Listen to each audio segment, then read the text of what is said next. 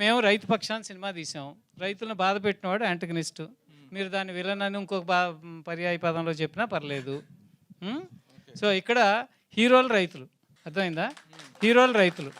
ఎందుకంటే వాళ్ళ అంగుళం భూమి ఎవరో ఇవ్వని పరిస్థితిలో ఇన్ని వేల ఎకరాలు ఒక రక్తపు చుక్క చిందించకుండా, ఒక ధర్నా, ఒక లాఠీ విరుక్కోకుండా ఇచ్చారంటే అది ఒక అద్భుతం.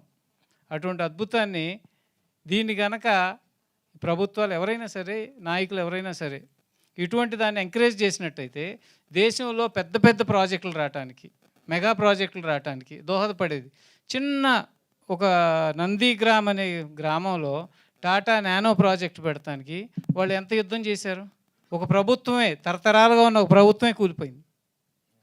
అటువంటి నందిగ్రామ్ కథ మనందరికీ తెలుసో జాతి ఈ జనరేషన్ వాళ్ళు మర్చిపోయి ఉంటారు.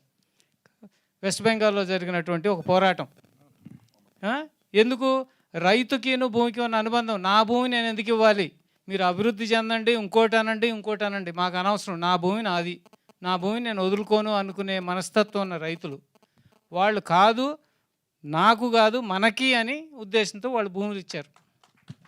ఇచ్చినప్పుడు దాన్ని వ్యతిరేకించిన వాడు ఎవరైనా సరే యాంటగనిస్టే కదా.